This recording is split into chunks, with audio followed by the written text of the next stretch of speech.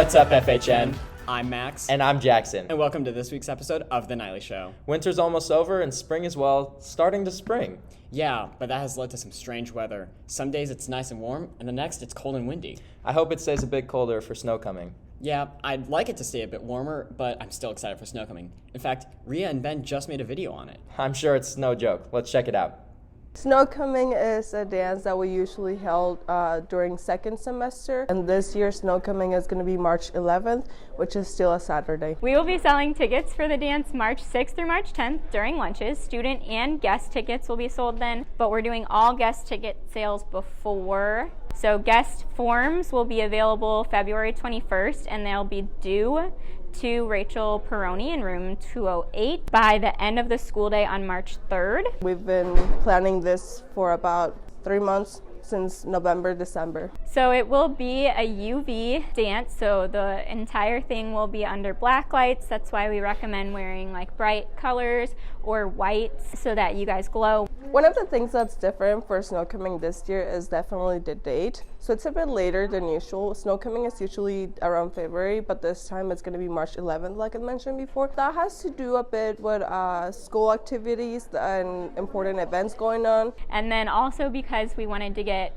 spring sports involved in the pep assembly, and it's always been a little too early to be able to do that. So we just had to move back the day a little bit. People are not used to having Snowcoming so late in the month, so there's obviously a few, not complaints, but people questioning why, which we totally understand. I mean, it is different than usual, but there isn't really a negative. I mean, we just look at it from the bright side, which is we get more time to plan the Snowcoming and ensure that we do a good job. We just listen to all the feedback, so we're trying to make this even better during homecoming, and we really want you to be there. Be sure to get your tickets soon. It'll be fun hanging out with my friends after school. What else do you do after school? I mean, I play track and I do live stream. Why do you ask? Well, Laney and Sassy just made a video on extracurriculars and their effects on mental health. I'm sure it'll be awesome. Let's see it. According to the Urban Institution, 83% of students aged 6 to 17 have participated in at least one extracurricular activity. In some of these students, it can help benefit their mental health, while in others, it can cause stress and problems. Here's what the FHN community has to say about this.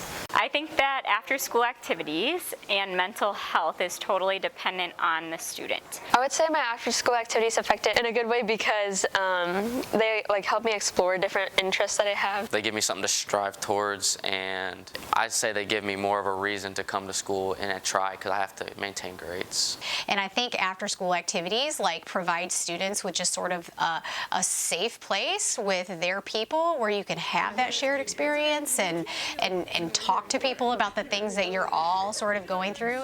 It can be hard sometimes because you'll spend so much extra time trying to work towards something just for it to not work out. Sometimes it can get kind of unbalanced because I do spend a lot of time on activities, so during finals week that can be really unbalanced with not getting enough sleep. I think a lot of kids, it comes from this feeling of I have to be in all honors classes and I have to get a 4.0 and I have to get into the best school and I have to get a great ACT score, right? So there's a lot of pressure to be the best. The advice I would give to other people about balancing their activities and mental health would be just to take on a little at a time, feel it out.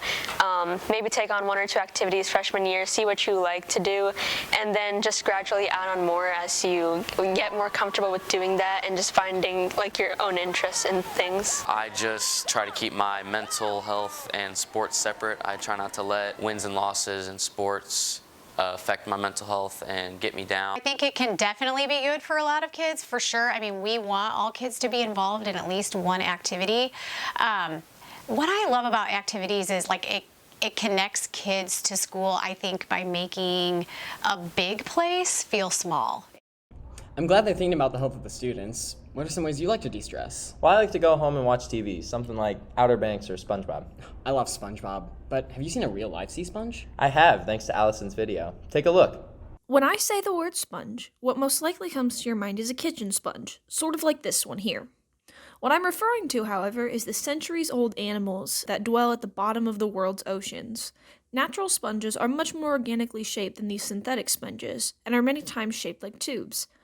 They are the most basic animal on Earth, due to the fact that they are both multicellular and do not create their own food through photosynthesis.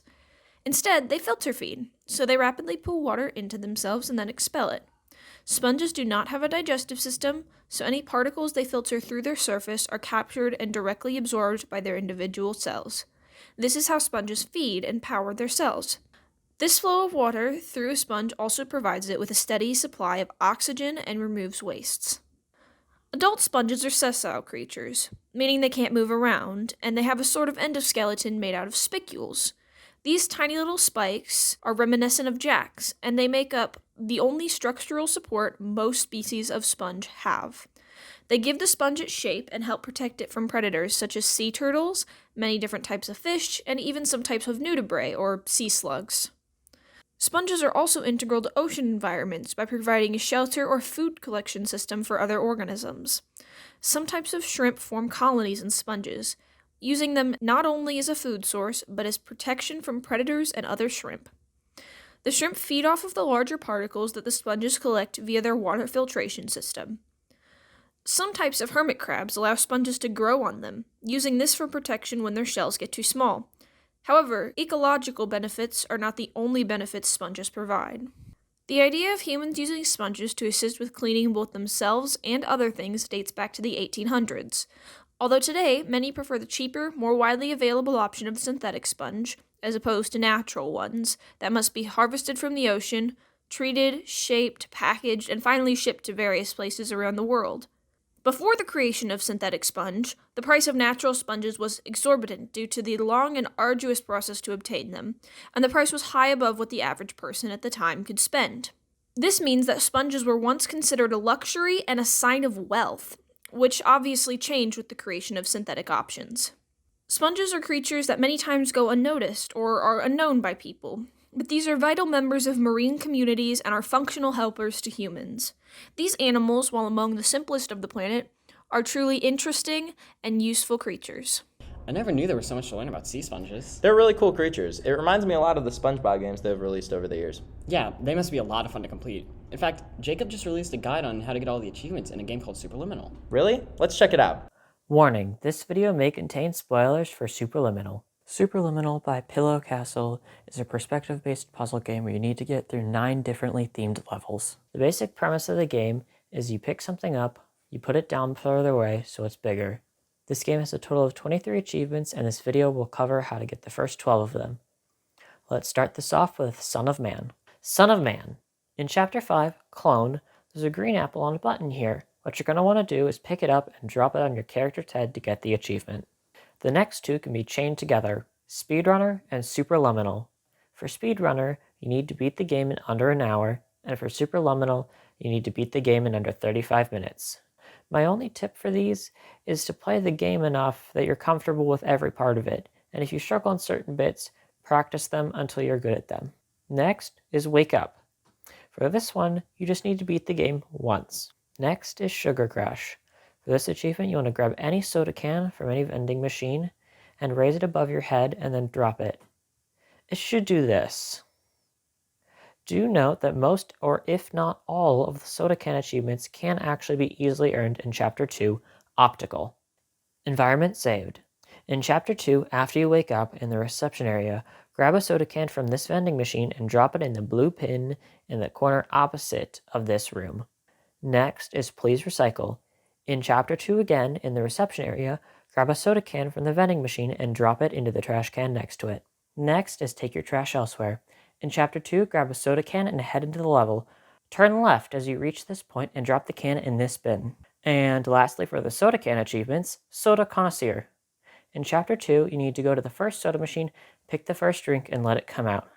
Then pause the game and reload the chapter, and then go back and get the next drink. And then repeat until you have done it with all of them. Feeling Blue.